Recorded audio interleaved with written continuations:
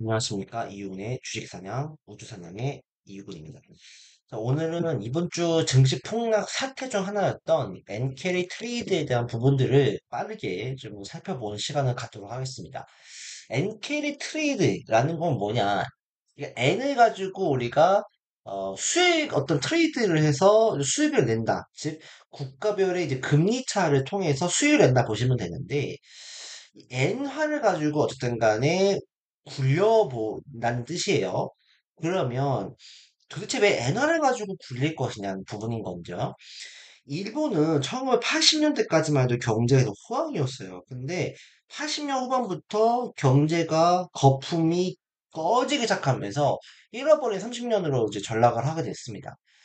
일본은 그러다 보니까 금리를 굉장히 낮췄어요. 경제 위기가 오니까 유동성을 좀 살리기 위해서 금리를 이미 낮췄었지만 이렇게 낮추다 보니까 결국 이 금리를 계속 저금리 상태를 유지할 수밖에 없었어요. 경제가 좋지 않으니까 경제가 좀 인플레이션이 좀 있어야 금리를 올릴 텐데 일본은 완전 그 90년 이후로는 경제가 진짜 박살이 나다 보니까 금리를 올릴 수가 없었고 계속 저금리 상태를 유지할 수밖에 없었습니다. 근데 이 돈이라는 건 말이죠. 여러분도 잘 아시겠지만 더 높은 금리에 투자를 하고 싶지 않나요? 여러분들도 이렇게 뭐 은행별 저축 금리 이렇게 보시면 예금 금리 보시면 어떤 은행이 3.5%고 B 은행이 A가 3.5고 B가 3.7이면 A에 투자하십니까? B에 투자하십니까? 당연히 B에 투자를 하겠죠. 그러니까 마찬가지예요. 엔화를 많이 가지고 있으면 뭐해? 엔화가 안전자산이라고 하지만 엔화를 가지고 적금을 저축을 해봤자 지금 초저금리 상태로 유지가 되고 있기 때문에 실익이 없는 거예요. 그러다 보니까 이 엔화를 가지고 내가 굴려야 되는데 어떻게 굴릴 것인가? 다른 나라에 투자를 하자 이거. 다른 나라 자산에 투자를 하자. 그래서 엔화에 대한 예금, 엔화 돈이라든지 아니면 엔화에 대한 대출을 받아서 이걸 미국의 증시나 아니면 뭐 지금은 뭐 비트코인이 될 수도 있고 아니면 다른 나라 미국의 채권이 될 수도 있고 우리나라 증시가 될 수 있고 다른 나라에 투자를 하게 되는 거예요. 이런 국가가별 금리 차를 통해서 수익을 내려는 이 현상을 엔캐리 트레이드라고 해요. 이것이 90년대 이후로 일본의 이제 그런 뭐 돈을 많이 가지고 있는 속된 말로 우리가 뭐 와타나베 부인이라고 하잖아요. 어떤 남편의 부를 이렇게 증식시켜주는 일본의 그런 여사님들 와타나베 부인이라고 하는데 그런 분들은 전 세계로 투자를 하기 시작하는 거죠. 그러다 보니까 전 세계에 뻗어나가 있는 이 엔화 시중에 나와 있는 이 엔화 자금이 상당수 포진이 되는 거예요. 자, 근데 이번에도 2021년 이후에도 이 엔킬 트레이드가 활성화되면서 이런 이 미국 자산이나 기술 혁신 빅테크 기업에 많이 투자가 이루어졌던 거죠. 그런데 지금 일본이 지난 3월에 결국 처음으로 마이너스 금리를 인상을 해서 제로 금리로 만들어 놨고요. 그 다음에 일본의 우에다 은행 총재가 0.1% 수준까지 만들어 놨는데 이거를 0.25% 수준으로 이번에 인상을 했다 이거예요. 굉장히 상당히 인상을 시켜 놓은 것도 있어요. 근데 이걸로 그치지 않고 나는 0.5%까지 올릴 것도 고려하고 있다고 하면서 이번 주 증시 폭락이 나온 거예요. 왜 금 폭락이 나오냐 이거죠. 말씀드렸다시피 엔화의 그 자금들은 다 전 세계로 뻗어나가 있습니다. 왜냐면 일본의 그 금리가 0.0% 혹은 그 이전에 마이너스 금리까지 갔었거든요. 근데 이거를 지금 0.5%까지 올리겠다 하니까 전 세계에 나가 있는 이 엔화 자금들이 다 일본으로 모여든다는 얘기가 되는 거예요. 왜냐면 그동안은 0%대나 마이너스 금리였기 때문에 일본에 투자할 메리트가 없었는데 일본은행에서 0.5%까지 올릴 수 있는 의향이 있다고 하니까 그러면 당연히 위험 자산인 미국 증시나 어떤 유럽 증시나 한국 증시에 투자할 이유가 없어지는 거거든요. 당연히 그러면 일본으로 가야죠. 이 엔화는 안전자산에 속한 일본의 그 자산인데. 그러니까 그런 자금들이 한꺼번에 다 이제 일본으로 모여들기 시작하다 보니까 엔키리 트레이드의 청산이 이루어지는 거예요. 이것을 다 이제 청산을 해서 다 팔아낸 다음에 다시 엔화로 바꿔놓는 거죠. 그리고 일본 쪽으로 다시 투자를 하려고 했던 움직임들이 엔키리 트레이드 청산에 대한 부분이었다는 거예요. 그러다 보니까 우리나라뿐만 아니라 미국 증시도 굉장히 많이 빠졌었고, 비트코인도 많이 빠졌었고, 여러 가지 증시 발작이 이루어졌던 것입니다. 그래서 이 NK 트레이드의 청산이라는 부분이 이번 주 월요일 날에 증시 폭락의 하나 요인이 됐었다. 근데 일단 다행인 거는 이런 증시 사태가 일본 우에다 총재가 결국에는 추가적 금리 인상을 좀 자제하겠다고 발언하면서 다행히 그 이후로는 증시가 안정세를 찾고 있는 거죠. 그러다 보니까 이 일본의 이 우에다 총재 입으로 인해서 증시가 굉장히 크게 휘청였다.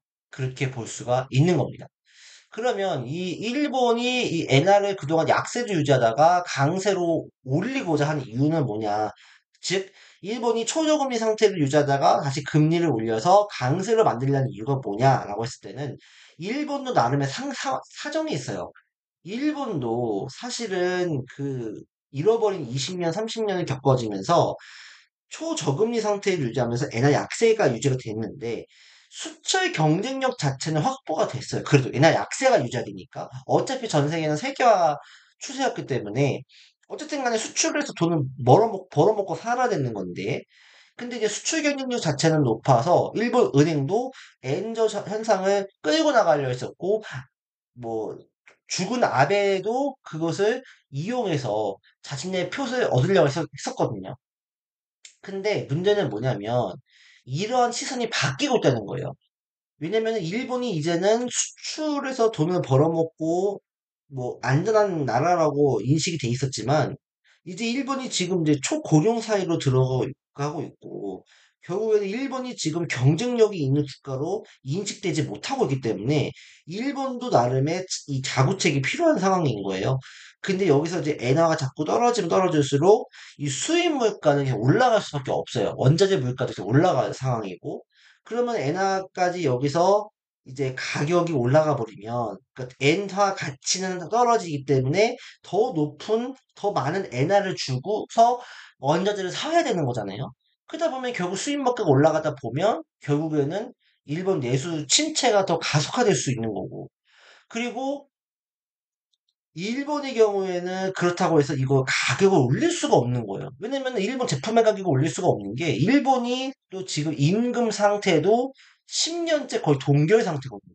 그러니까 소비자 물가가 유지가 될 수밖에 없는 거는 일본이 그만큼의 이 임금이 올라가 줘야지 일본 기업들도 가격을 올려서 인플레이션을 유발을 해서 뭐 그것을 제품 가격으로 이렇게 상쇄를 시킬 수가 있겠는데 일본이 지금 임금이 올라가질 않다 보니까 제품 가격도 못 올리는 상황이 되는 거예요. 그러다 보니까 결국에는 이제 이런 상황에서 수입 물가가 많이 올라가게 되면은 결국에는 일본 기업들이 울며 겨자 먹기식으로 어쩔 수 없이 올려야 될 텐데 그러면은 일본 국민들의 가격 저항이 상당하겠죠? 그건 누구한테 갈까요?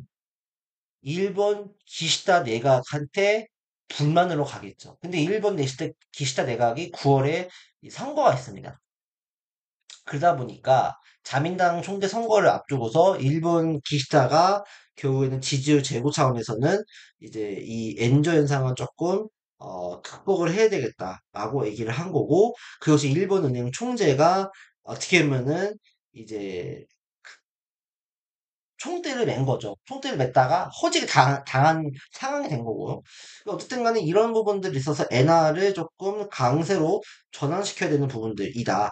그러다 보니까 이 NK리 트레이 청산이 이루어졌는데 일단은 그렇다고 해서 일본이 예전에 파월 의장이 막 금리를 막 빅스텝, 자이언트 스텝을 계속 올려가지고 1%인 게 5%까지 막 올릴 수는 없어요. 그러다 보면 증시는 정말 개박살 납니다. 일본 증시, 우리나라 증시 다 박살이 나는 거예요. 엔킬 트레이 자금이 다 청산이 되기 때문에 굉장히 이제 그뭐 반대매매 같이 이제 그 나스닥에 대한 뭐 코스피에 대한 부분들이 다 매도세가 엄청 많이 이루어질 거기 때문에 그러니까 그런 부분까지는 이루어지지는 않을 텐데 어쨌든 간 제한적인 엔화 강세 현상이 이루어질 수 있는 거다. 근데 다행인 거는 이제 우에다 총재가 더 이상의 금리 인상을 적극적으로 추진하지 않겠다고 얘기를 했기 때문에 일단은 그래도 이런 NK 트레이드로 인한 어떤 그 증시 하락에 대한 요인은 사라졌다. 일단은 볼 수 있겠다.